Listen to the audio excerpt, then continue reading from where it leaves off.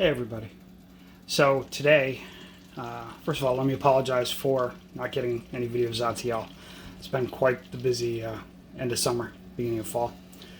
I'm now working in New Hampshire, trying to balance out the COVID stuff and moving and renovations and things like that around the condo. So here we are. So it's a mead day. Not bad. Nothing bad can happen on mead day. Love mead day. Anyways, so we got 3 meads we're working with today. Gonna flip it around before this finishes. So what I'm siphoning off right now is the cyser bochet that we started back on the 10/13. Okay, so that's still coming.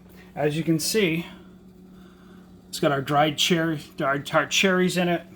We hung vanilla in it.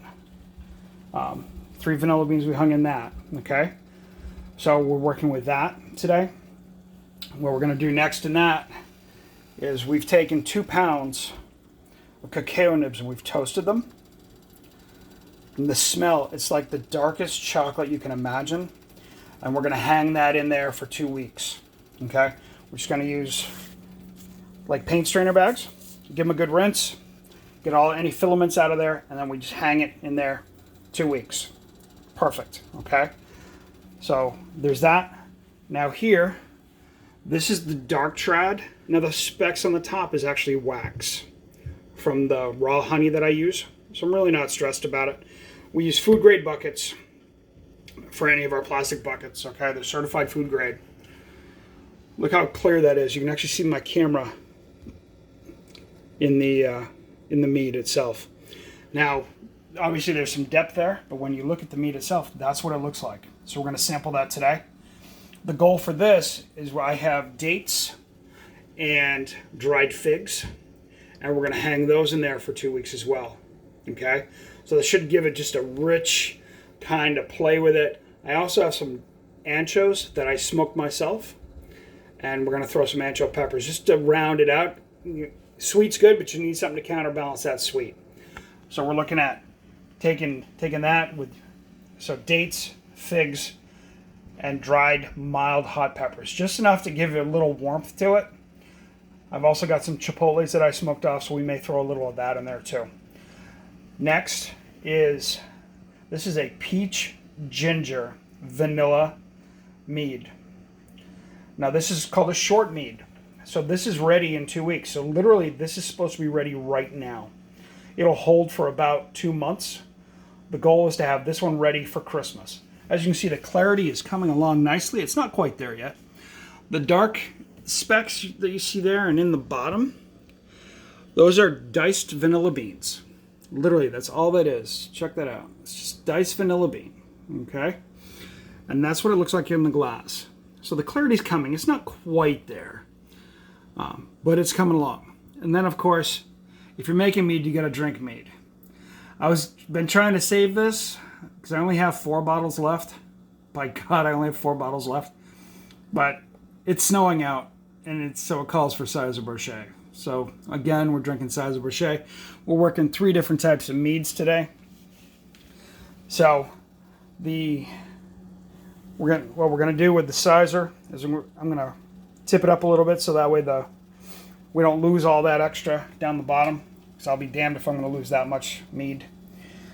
We'll hang it in here with the cacao nibs. So based on the judge's comments, when I first submitted the cyser bochet, the one I'm drinking, it said it wasn't, it was too one note, it's too sweet. That one was close to 16% alcohol. This one that we're doing today it averaged 12.07 according to the calculator. So significantly less alcohol. We're going to round out the flavors. So we've got the burnt honey. We've got the tart cherries. We've got the apple cider. And now we're going to put toasted cacao nibs in. So it should be really nice and well-rounded. And again, we're going to try this. So I'm going to flip it around and see what it tastes like. Nice smell. Really light, but not bad. Not bad. It's got a little It's a hair hot still. Notice the alcohol is still a little present. But it's very, very light. So we're going to do, hopefully give us some body with the dates and the figs and the hot peppers. That's not bad though. All right, so this is the vanilla peach ginger.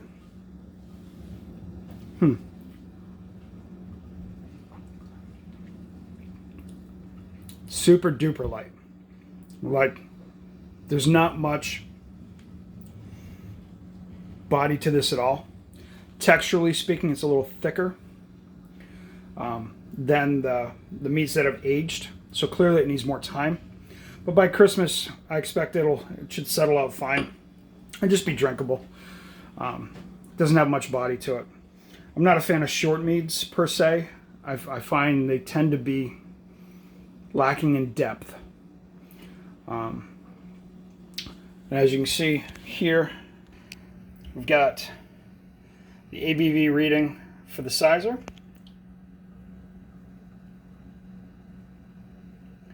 Pretty good. Nice and easy. And away we go. It shows, there it is, like 1.050. That was before I added the vanilla and the dried cherry. So clearly the cherries added some sweetness to it. We're going to sample that and check that out. 1 second. Okay. So this is the cyser bochet with the cherries in it. You can see the clarity's not there yet. It still has a ways to go. This will be ready next October. Okay. Actually, the clarity's not horrible. So that's not bad. So let's whoops.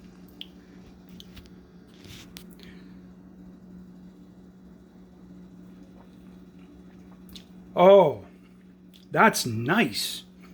Oh my gosh. The tart of the cherries come out. My mouth's watering, so it's hard to talk. The tart of the cherries come out. You get the apple cider. There's more balance to it. You get the burnt honey. It plays really well. I think by adding the cocoa to it, it's really just going to balance the whole thing out. This is going to be crazy good. Oh my gosh. Really excited. That's almost drinkable now. That's amazing. You know, I thought it wouldn't be ready until October, but it's literally consumable now.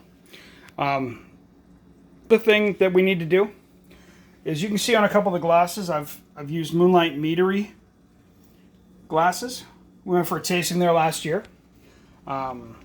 Super great people. Great product. They recently, one of their meads was voted in the top 500 important meads in the history of U.S. mead making. It was the Kurtz Apple Pie. I can't have it because it has cinnamon in it, but, you know, I have a lot of respect and admiration for the gentleman who owns and started Moonlight Meadery.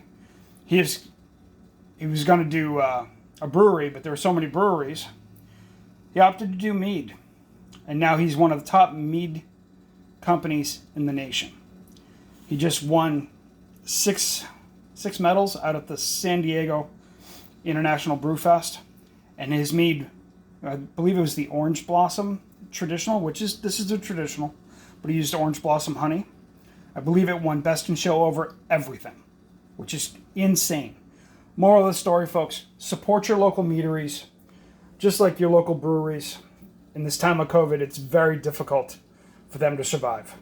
Okay, just like any of the restaurants and other companies, shop local, shop whatever it takes to help these guys survive. Okay, I hate to say Moonlight Meadery is kind of a treasure, but it really is.